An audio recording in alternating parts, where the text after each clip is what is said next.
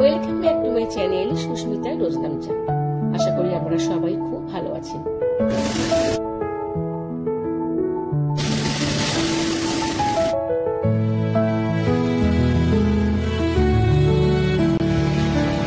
দাদা ভাই, একটু দেখে শুনে গাড়িটাকে রাখবেন। বলছি দোকানটা খোলা হয়তো, একটু দেখে শুনে গাড়িটাকে রাখবেন। বন্ধ আমার দেরি হয়ে যাবে, খুঁজতে একটু রুটি থেকে ভুলে যাই, ঠিক টাইমে খাওয়া হয় না। দোকানে আসার পরে মনে পড়ে হচ্ছে খাই আমি, এই যে হচ্ছে স্ট্যাম্পলো খাই। লাল পা সাদা শাড়ির সাথে এই গয়নাগুলোকে মেয়ের একটা বান্ধবীর কাছে অর্ডার দেওয়া হয়েছিল। ওর বাড়ি হচ্ছে ময়নাগুড়িতে, জলপাইগুড়িতে। তো আমার শাড়ির সাথে এইগুলো, আর ওর একটা শাড়ি আছে স্কাই কালারে, তার সাথে এইগুলো। কিন্তু দুঃখের বিষয়, আমি ওর যে হারটা কোথায় মিসপ্লেস করে ফেলেছি খুঁজেই পাচ্ছি না।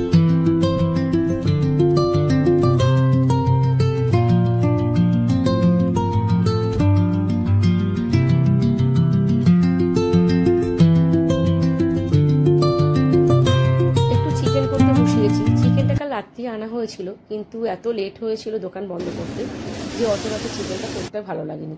তো তার জন্য আজকে সকালে ঘুম থেকে উঠে সমস্ত কাজকর্ম সেরে নিয়ে ভাবলাম তাহলে যখন হাতে সময় আছে একটু, তাহলে চিকেনটা করে রেখে দিই, রাত্রে তাহলে খাওয়ার ঝামেলাটা মিটে যাবে, আর আমাকেও দোকান থেকে উঠে তাহলে চিকেনটা করতে হবে না। এদিকে বাড়ি ঘরদোর বেশ সুন্দর করে গুছিয়ে নিয়েছি, সামনেই তো পুজো আসছে, হাতে আর সময় নেই। আর যে ঠাকুরের কাপড় চোপড়গুলো ছিল সেগুলো অর্ধেকটা ও বাড়িতে পাঠিয়ে দিয়েছি, আর কিছুটা আছে সেগুলোকে পরে ভাবছি পাঠিয়ে দেবো। এদিকে এগুলো সবই পরিষ্কার করে নিয়েছি। চিকেনটা তো ততক্ষণ কষতে বসিয়ে দিয়ে এসছি।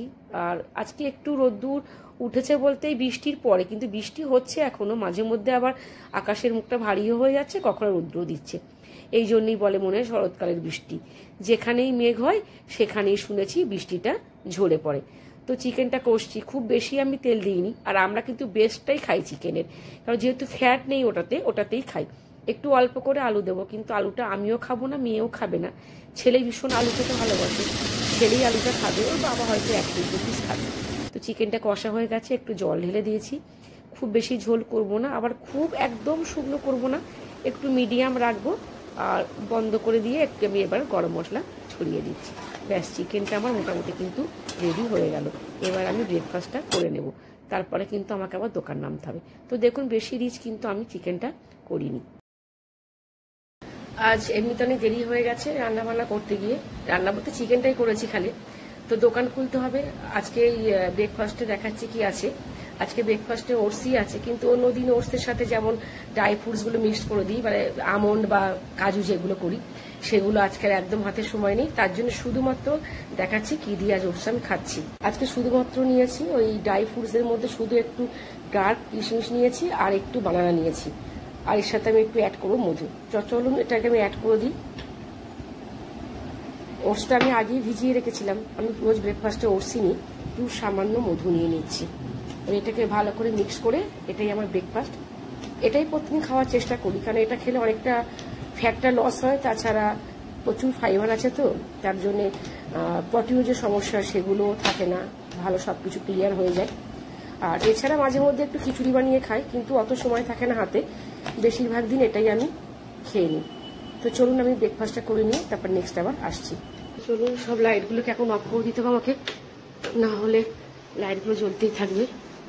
তো এইভাবে বেরিয়ে যাব। রেডি হয়ে গেছি মোটামুটি, ব্রেকফাস্ট হয়ে গেছে আর রেডি হয়ে গেছি, দোকানে নামবো। কিন্তু আজকেও তো প্রচন্ড বৃষ্টি হচ্ছে সকাল থেকে। এই যে ছাতা নিয়েছি, যদিও বেশিক্ষণ নয়, জাস্ট নেমেই হচ্ছে আমার দোকান, তারপরেও ভিজে যাব, তো ছাতা নিয়েছি।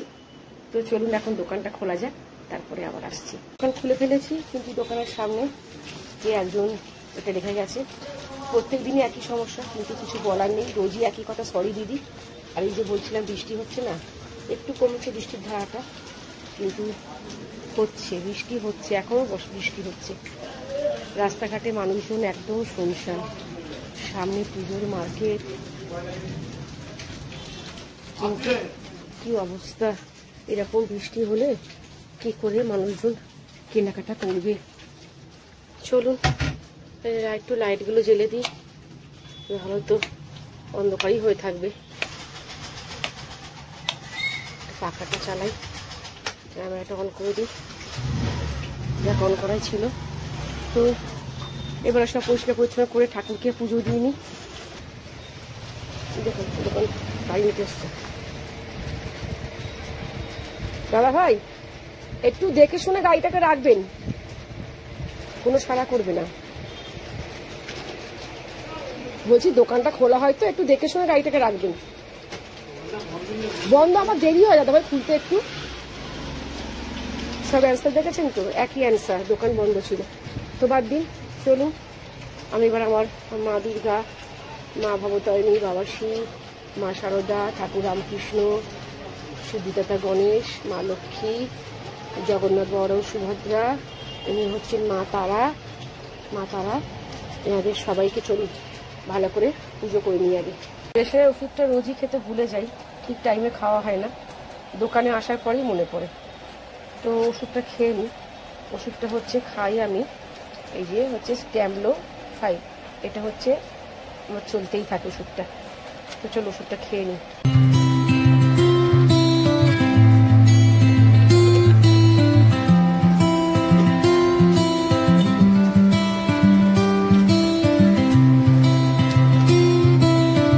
লাঞ্চে আছে একরকম সবজি আছে এক বাটি, এর মধ্যে পেঁপে, গাজর, বিনস, পটল, যত রকমের সবজি সেটা দিয়ে একটা সবজি আছে, আর শসা আছে।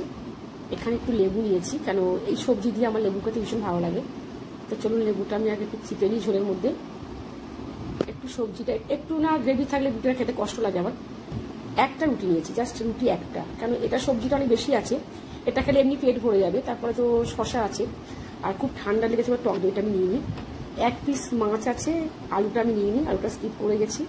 আর এখানে যে সকালে চিকেনটা করলাম আমি, সেই চিকেনটা আমি 2 পিস চিকেন একটু সামান্য গ্রেভি নিয়েছি, আর কোনো আলু কিন্তু আমি কিছু নিইনি। আমি জাস্ট যেটা খাই সেটাই নিয়েছি। তা চলুন এখন আমি লাঞ্চটা করে নিই।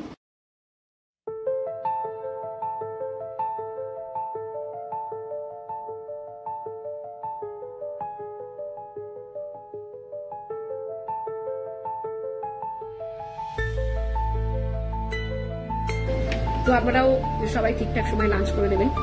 তো চলুন ভিডিওটা আজকে এখানেই শেষ করছি। যদি ভালো লাগে লাইক, শেয়ার, সাবস্ক্রাইব করে দেবেন, আর বেল আইকন অন করলে নতুন নতুন ভিডিও নোটিফিকেশন আপনাদের কাছে পৌঁছে যাবে। আপনারা সবাই ভালো থাকবেন, সুস্থ থাকবেন, মা দুর্গা আসছে, সবাই অনেক এনজয় করুন, সবাই অনেক ভালো থাকুন, অনেক সুস্থ থাকুন। আর সামনের দিন নতুন একটা ব্লগ নিয়ে আপনার সাথে আবার দেখা হচ্ছে। তাহলে আজকে আসি।